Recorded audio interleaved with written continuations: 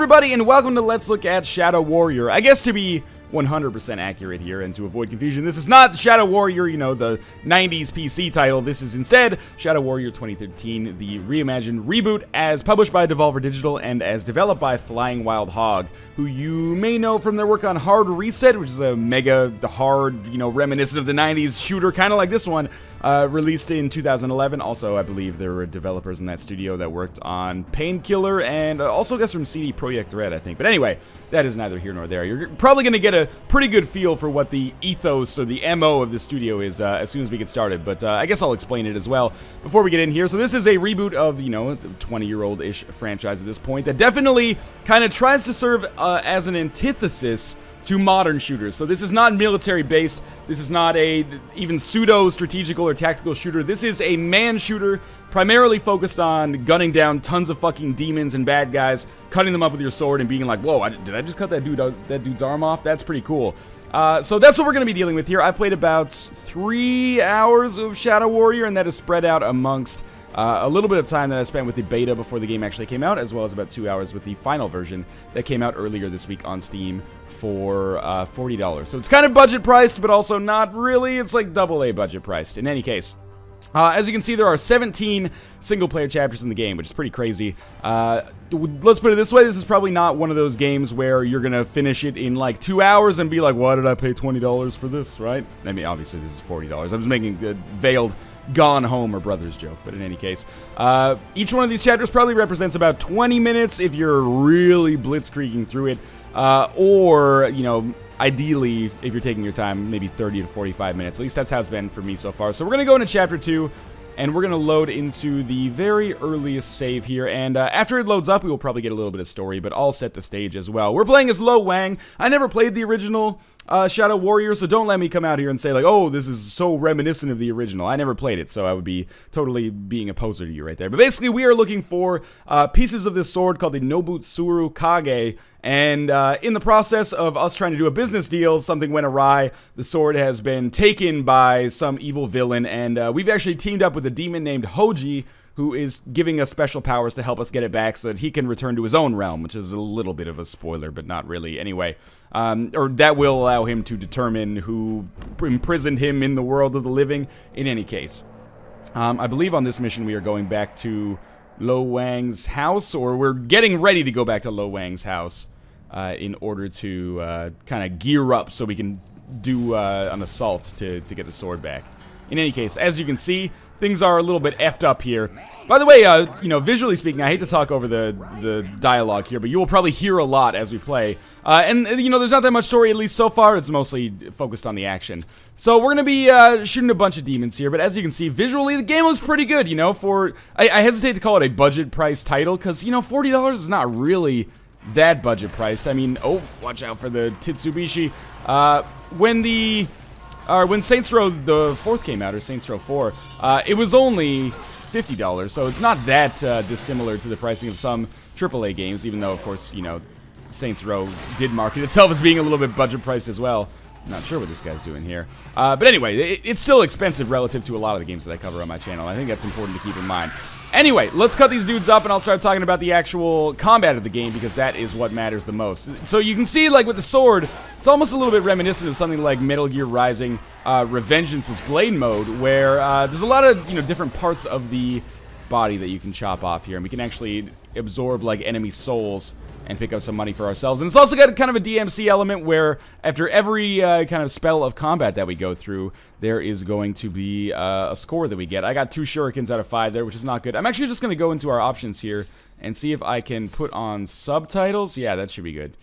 Just so that as I'm talking, I don't necessarily talk over them. And perhaps most importantly, I can still hear the directions that come from the characters so I don't get lost, which is something that tends to happen to me in this game. Maybe I've been spoiled by modern shooters a little bit, but I have spent a reasonable amount of time actually getting lost in this game, and there is no map, which is sometimes a little bit problematic, but in actuality, it's mostly because I'm just not that observant. Usually doors are illuminated with, like, this yellow glow that tells you where to go. So, oh god, where the heck was that demon? There's some kind of cool Easter eggs in the game. I wonder if I can just chop these guys up before they even notice.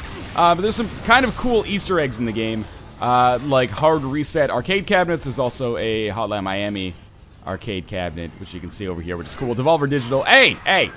Devolver Digital did publish Hotline Miami, at least the Vita version. I think maybe they took over distribution rights for the PC version. But yes, one of the major focuses of the game, I didn't quite finish my conversation with myself there earlier, is, you know, the kind of gory goodness to be had for chopping these dudes up. So there's a variety of different ways that you can slice them. It's not necessarily 100% dynamic. Like, it's not like Metal Gear Rising where you can chop a dude into 1,000 little pieces and each one will, you know, scatter to the wind. I believe there are a number of, like, pre-programmed death kind of animations or slicing points, but it doesn't make an enormous difference. You won't see many of them at the same time over and over again. So every level follows... Oh, do we actually go through the back here? Yeah. Every level follows pretty much the same style, at least that I've played so far. Largely, things are gated, if they are gated, in that kind of 90s, like, Wolfenstein, or even, you know, the new Rise of the Triad style, to have a more recent example. In the sense that there will be like a door that has a lock on it, and you gotta find keys, and then you just, you know, get the keys and open up the door. So there's no puzzles that I've encountered, at least as of yet. I'll let these guys talk. What's so special about the Nobitsura Kage? Oh, Zilla never told you? Told me what? Told me what? Hello? Alright, anyway.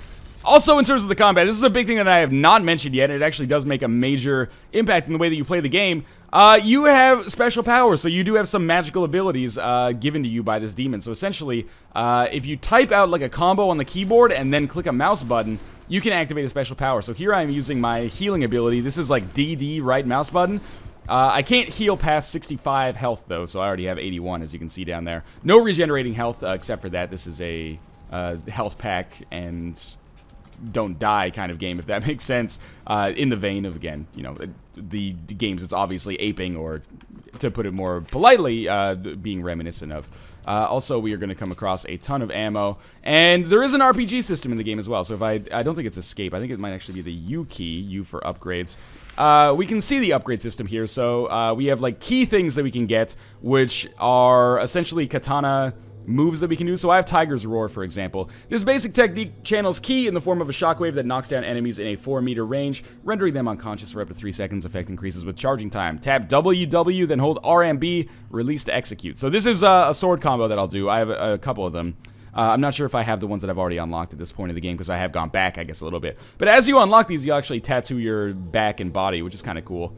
If I look what else we have, so these are different kind of styles of upgrades that I can get. So healing, you know, we already have Peacock's Blessing, which is the standard healing that I told you about there with the DD right mouse button. There's also skills that we can get, and we gain skills via karma points, which we typically get either for performing well in combat or for coming across statues in the game. For example, right now I think I got one of these recently, maybe not. Let me check here. It's not Restoration, I think. Ah, there we go. So, Katana Mastery. We have to learn Divider of Heavens. This allows us to, like, break some statues and open some gates. But we could also learn something like Circle of Iron. We can tap AA or DD, then hold left mouse button, and this will cause us to spin and hopefully not give me motion sickness. Let's learn that, and we'll try it out. We can also, with the money that we find in the game, upgrade our weapon, or weapons, I guess I should say, to have some kind of differential effects. So, for example, you know, we have our katanas here, sorry, our katana, and there are upgrades that I can't buy for it yet, because I guess maybe you've got to get a little bit further in the game or get some more parts for the Nobitsura Kage.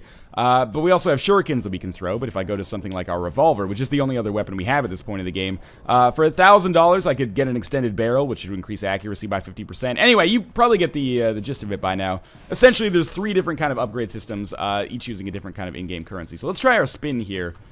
I should probably take out the katana in order to make that happen. It's like AA, and then you just charge it up, and then you spin around. Alright, not going to give me motion sickness. I like that. So I'm not supposed to be here quite yet, because we need to wait for this force field to go down before we can destroy this lantern. This is another way that the game sometimes gates areas, but we can tell that there's going to be a fight coming up, because there's a bunch of ammunition and health that we have. So let's find our way back up these stairs. I apologize if that was a little bit too dark for you, but there is an exit here. And again, the game does a good job of telling you where to go, but sometimes I do still get lost because, you know, in these environments, things do sort of look the same sometimes. Considering the game's focus on linearity, I would sometimes like it if there was a little bit more kind of hand-holding with respect to where to go, because it's really frustrating. The most fun part of the game, for sure, is the combat and slicing enemies up, but it's frustrating when the game takes you out of that, or takes me out of it. I guess I should be more personal there, because I can't find out where to go. And that might say something about my navigational abilities, but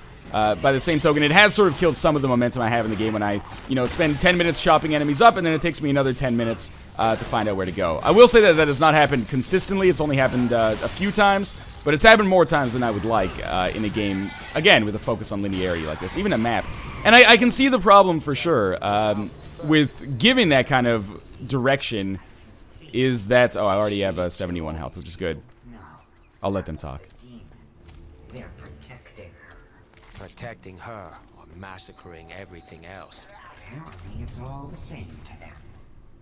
Alright, so we're essentially, the kind of subplot right now is that we're hunting down a Balrog or a goblin of some kind who has a piece of the Nobutsuru Kage. But anyway, the caveat with having kind of like more hand-holdy type navigation is that there are some secrets in the game, and the way that these secrets are typically hidden is by putting them just off the beaten path. So that would make it perhaps a little bit more difficult to spot the secrets or take some of the focus off finding the secrets, but we have to destroy this lantern so that we can get into the next area, by the way. But at the same time, I would have preferred that because it would have, kind of kept the momentum going with the game. But I think that's a well-worn criticism at this point. I would have liked a map at the very least, just to be a little bit more hand-holdy towards me. So this is another key crystal, which I believe I can use to upgrade my abilities, but we'll avoid that for now because that's not totally necessary. And we should be getting a new weapon fairly soon, actually. So we'll open this up, and there's loading screens as you go between areas, but they're very, very quick. I haven't encountered any performance issues with the game at all so far. Oh, we've got medkit, which I might as well take, and we might as well open this stuff up. One thing that I do like about the game is that it does streamline kind of your inventory management. Basically, there is no inventory management, which is really, really nice from my perspective. And additionally, when you like open up a filing cabinet like this, you can see that there's there were two things in there to collect. You just walk into them and you collect them. You don't have to actually individually pick them all up yourself, which is something that when games don't do that, I'm like, what is wrong with you? Can you value my time a little bit more than that, please? So, I will try to use that spin once we get surrounded by enemies. I will say, I do have a pretty major complaint about the combat, and that is, at least with the weapons that you come across in the early game, and keep in mind the early game is, several hours so far. I'll use that heart eventually to destroy some enemies as well. The gunplay is like 1,000 times less satisfying than the swordplay, which is a good thing because, the swordplay is fun and it kind of incentivizes using the more unique aspect of the gameplay here, the combat mechanics. But, whether we have an SMG or a pistol, the gunplay itself just feels kind of inadequate. So when it comes to like mixing up your combat, I really don't like using the weapons. I much prefer just kind of like walking into the enemies with my sword out and just chopping them up. And I haven't noticed too much strategic combat or too much strategy needed to succeed in combat, but do keep in mind that I am playing the game on normal. And my guess is that this is a game where, things do eventually get difficult, and maybe I just haven't reached that point yet. Or at the very least, I assume that on higher difficulty levels, it's actually tougher. So, yeah, the gunplay itself doesn't feel that satisfying. I don't know necessarily what it is. I don't play enough first-person shooters to have a good kind of CSI-type forensic analysis of why I don't like the gunplay in this relative to something else. Just something about it feels kind of floaty and light. Also, looking down iron sights is bound to the X key by default, which I think the fact that it's so kind of, I should really not be talking over this, and I apologize, but the fact that it's bound to such a weird key, oh, we will totally kill this rabbit, makes me think that it's kind of a joke. Oh, the rabbits are going to have intercourse. Sometimes when you cut them up after this, they get really angry, and you have to fight like a demon rabbit. Not this time, though. Anyway, to finish my point, the fact that it's bound to the X key, which is kind of out of the way, makes me feel like looking down the iron sights is meant to be kind of a joke. I know Rise of the Triad did that, where it's like, you're not supposed to look down the iron sights. We put it in there just because we thought it would be funny, but this is a retro shooter where, it's like Counter-Strike. Wherever your crosshair is pointing, that is where, theoretically, your bullet is going to go. Now, I am hesitant. Oh, I got a fortune cookie. That is the first time I've ever gotten that you'll be attacked by demons. That's actually a perfect segue, because what I was about to say is, I'm remiss for talking over the dialogue, because one of the major selling points of a game like Shadow Warrior is that it's humorous, right? It's meant to be kind of tongue-in-cheek and funny, and it more or less accomplishes that. It's not the funniest game I've ever played in my entire life, but it's relatively... Ooh, let's get this. Oh, there's actually a demon behind me, which I probably should have noticed. But it's relatively funny. It'll tickle you a little bit, and I've read a lot of complaints about the original game that came out in the 90s as being, like, highly racist. This doesn't strike me as being nearly as overtly racist, which is a positive thing, I would say. And what I want to kind of compare and contrast this to something like Duke Nukem Forever, which a lot of people find fucking hilarious, even though I think it's just terrible. This is funny without resorting to just, like, shocking you. And I don't necessarily have anything against shock value humor, but, you know, when it's cheap and kind of lazily executed, then I just find that kind of, I want to disparage that. Whereas Shadow Warrior, you know, it's not the most intellectual level of commentary I've ever had, nor is it the funniest level of comedy that I've ever seen. That being said, it's still, you know, lighthearted and fun to play, as opposed to Duke Nukem Forever, where as I was playing through the little of that I managed to be able to sit through, I was just like, oh, come the fuck on. This game very, very rarely makes me feel like that. So let's charge up our spin, and we'll try to use this effectively here. Alright, that is super cool that it actually does go into slow motion. Why don't we also, as I'm actually taking a lot of damage here, I'm going to back it up a little bit.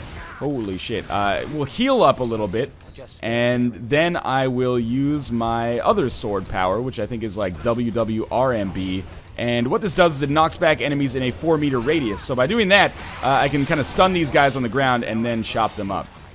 Alright, so we'll heal up a little bit again. I should definitely hang out over these skeletons to heal up a little bit more.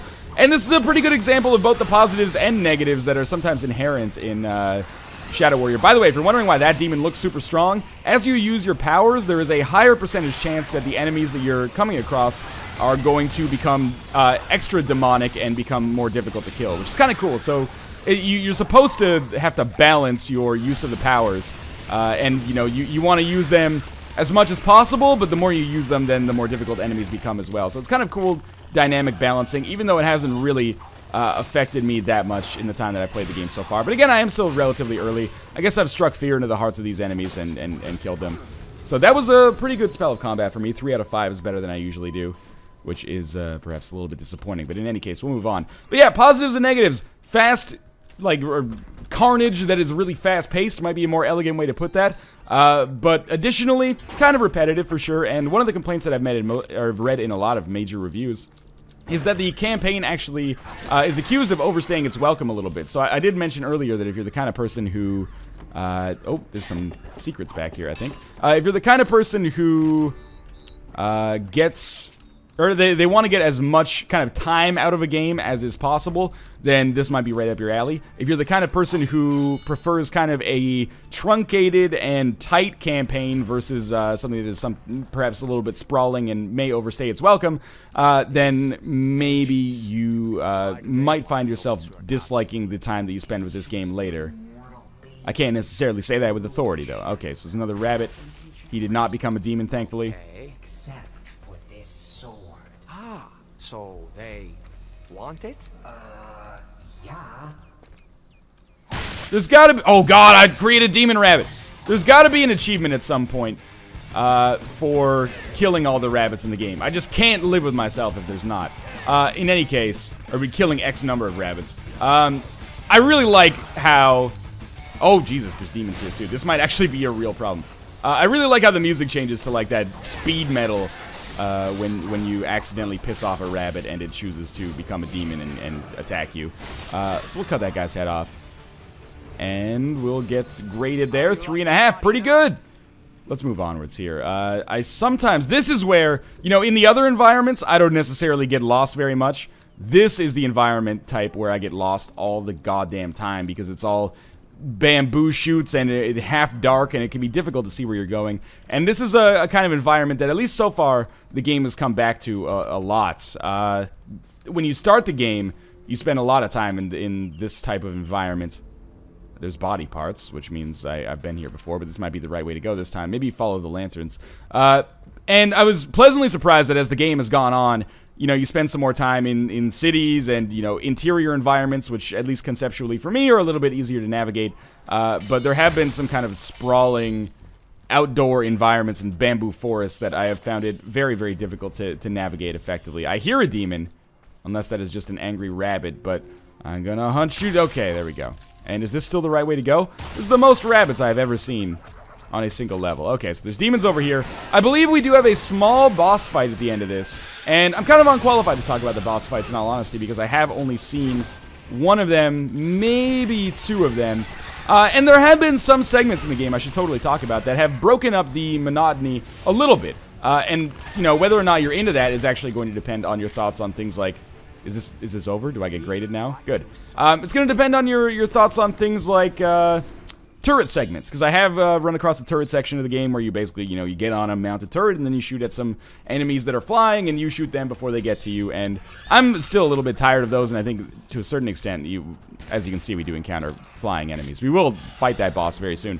And to a certain extent, I don't necessarily say if I'd say it's lazy shooter design. I would definitely say that it's shooter design that's completely reminiscent of you know, the era that we were talking about when we started this video, you know, the early to late 90s, and actually even into the early 2000s. Obviously, Halo has some kind of mounted turret sections as well, but in any case, it's just not the kind of thing that's my cup of tea. So let me just spin around these guys here, and hopefully this will do some head chopping. This is a cool effect. I'm glad I picked up this power for the video, because it does have me feeling a little bit more positive about the powers. I haven't been using them all that often, but I like that one, especially as kind of like a crowd clearing ability. So the Demon Heart, if we crush this, it will kill all lesser demons in the area. I'm not sure how big the radius of effect on that is, but it's done some good stuff for me. Kind of cool effects when the enemies spawn as well. You can see they're basically like clawing their way out of a portal from hell. Is everything dead here? Yes. Okay, so let's heal up. I will say that the ability to heal definitely does... Is there still something around here? Definitely does seem to ease the difficulty on the game pretty substantially. Oh, there was one guy up the staircase here. I think that's where I'm supposed to go anyway, so I might just be a total idiot. Yeah. It does seem to ease the difficulty on the game because it basically means that I never fall below 65 health for any appreciable length of time. I'm not sure if that's just an easy or a normal difficulty level thing to make it a little bit easier, but either way, I've never really... I think I've died once, and it was a little bit later in the game. But keep in mind, again, I'm still very much in the early game on these impressions, so we'll make our way further into the jungle here. There is a sprint, as you can probably see here, that does take up our stamina. We'll just chop this dude up. One enemy does not very often represent an appreciable threat. So we're back in this bamboo forest, but I believe that this is going to be our exit here. Unless this is not the right way to go. Looks like we have to walk around. Okay. So I believe I may have just walked around from the get-go the first time that I did this. Why is this guy so scared now? You came and attacked me behind me, you asshole. There is nothing in that chest, or I already picked it up. Okay, so maybe this is how we go around. And again, I wouldn't be surprised if I'm totally missing something, and there is, like, basically like a beacon that's like, come this way, but I continue to miss it. So we've gotten some kind of achievement, another fortune cookie. The Wang abides, a Big Lebowski reference, I suppose. We'll make our way through here. And I came from this way, did I not? It seems like following the lanterns is probably my best course of action. I see like a big red glow over here. That probably means this is where the boss fight happens. Okay, so we are approaching the end of the mission in here. So, big angry demon. You know, standard kind of classic era first-person shooter archetype for a boss fight. We're basically gonna soak this dude's bullets up. Oh god, I didn't want to do that. We're gonna take a substantial amount of damage, and he's basically gonna be a bullet sponge. He has some of his own kind of unique attacks and defenses, but we'll be able to avoid those pretty easily. That's the annoying part, is when he Spider-Mans us. But in the meantime, we're just going to you know, shoot him to hell with our SMG, and he'll get staggered and eventually die. He also has a kind of like a wide range area of effect attack. It's not in a radius though, it's in like a kind of like an arc out in front of him. Oh, there we go, we got Spider-Man. So he usually does this and then that, and if you get caught by that, you take a decent amount of damage. But, you know, as is right now, each one of his attacks is doing like 9 damage to us, so it hasn't been an enormous problem for me so far. I have cut off one of his arms as well. He's gonna Spider-Man me again. I'll just reload and then get the heck out of there, and he should actually die pretty quickly. And then we will have some enemies that we have to deal with. Might have actually just been a mini-boss, not an actual boss fight, because obviously that was pretty darn easy. I have totally not mentioned, by the way, that I do have a ranged attack with my sword, and it's only when you have your sword equipped. You're not actually using your sword as the ranged attack, but you can throw shurikens. They stun enemies, they do a little bit of damage, and I think they might help your combo get higher because you're like using a variety of different kind of styles. I gotta be careful here, actually, because I could pretty easily get in a bad spot here. So why don't we just run over here, and I'll heal up a little bit. And it only takes like 2 or 3 seconds to get healed up to the maximum amount of health that we can heal up to with this power. So it is, as mentioned, pretty darn easy to keep yourself always at a reasonable level of health. And unless you take a number of shots in very, very quick succession, you're unlikely to find yourself dying, at least in the early sections of the game that I've played so far. So let's chop this dude up. And that may be the last bit of combat that we encounter here. No, there's another demon portal here. I believe this is the complete end of this level, by the way. And I like this as well. This is a kind of a nice touch. If you try to reload when you have your sword, just out of habit, you actually just clear the blood off of it, which is kind of cool. So I think if I actually... let's try to get some more blood on the sword, and maybe we'll see if that actually clears off. We'll put it in some good lighting. I don't know what that guy did. Just fucked up his platforming. So yeah, we got blood on the sword, and we just wipe it off. It's kind of cool. Obviously, not necessarily a major selling point, but neat nonetheless. As someone who, you know, when they play these games, whenever I'm not in combat, just constantly hitting the R button to make sure I'm perpetually reloaded, it was kind of like the game poking fun at me, of being like, you know, you don't need to do that right now. You can if you want to, I suppose, but you don't need to. Alright, 1.5 stars. That's pretty good. Our exit is not those big doors. Where is our exit on this level? Well, there's a crate over here. Oh, it's these big doors over here. So let's go through and open this up, because we might as well get the money. Remember, the money kind of ties into the RPG elements where we can upgrade ourselves. And we should get the med pack as well, although I thought this was the end of the level. It is, okay. So we'll get kind of like an end of level screen, which will tell us how we did. Our accuracy... Actually, not our accuracy. Our damage done, karma bonus, karma actions, enemies killed, and the time spent. So we're going to return to the main menu here. And overall impressions of Shadow Warrior, mixed. It's mindless fun, and that's cool for a certain amount of time, but even in the limited amount of time that I have played with it so far, it does kind of lose its luster over longer play sessions. Like, when I first get started, I'm like, fuck yeah, Shadow Warrior, and then, you know, after I cut up 150 enemies, you sort of get desensitized to it a little bit, and you're just, you know, circle strafing and hitting the button a lot, and that's kind of, you know, what you see is what you get with a game like this. It's designed to appeal to those kind of people who are into classic first-person shooters and are not so much necessarily into modern shooters, or even if they are into them, want something that's a little bit different from time to time. That's cool, but I think it is worth noting that in 2013, some of those classic design philosophies or principles were rooted in technical kind of inadequacies relative to the technology we have these days. So I don't necessarily think it's that modern first-person shooters are worse or classic first-person shooters are better. They're just totally different, and to some extent, I do desire a little bit more variety with this. I think what would really spice this up, 2 things would really spice this up.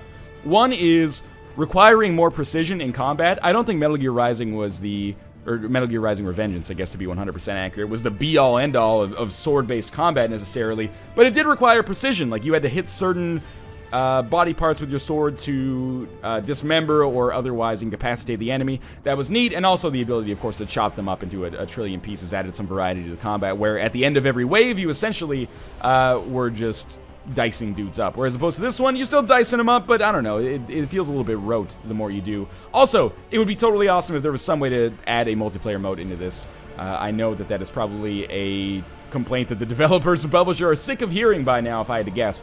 But, you know, a melee plus ranged combat first-person shooter multiplayer game online would be awesome to play. As is, $40 for Shadow Warrior. It seems a little expensive, in my opinion, but I'm sure that there are a number of people who are going to be totally down with this kind of game, and if you are, there is a link to the Steam store page in the video description below. Otherwise, you know, even if you're a big fan of classic first-person shooters or classically styled first-person shooters, I would probably advise you to wait for a sale on this one. Not necessarily sure that it is worth the asking price. That in mind, if you play this over a number of sessions and you don't mind that it does seem to have a little bit of an advanced length, then by all means check it out for yourself. And of course, I encourage you to do your own research and check out other outlets' opinions of this without using mine as necessarily the be-all, end-all. As always, thanks for watching. I hope you guys enjoyed the episode. If you liked the video, you can subscribe with the convenient link in the video description below, or clicking the annotation in the outro, or clicking the subscribe button under this video to get more first impressions of games like this in the future. Also, if you liked the video, and if you actually enjoyed it, of course, it helps me out a lot, and make sure to leave a comment letting me know what you liked or did not like about the video. As always, thanks for watching. I hope you guys enjoyed this, and I will see you next time.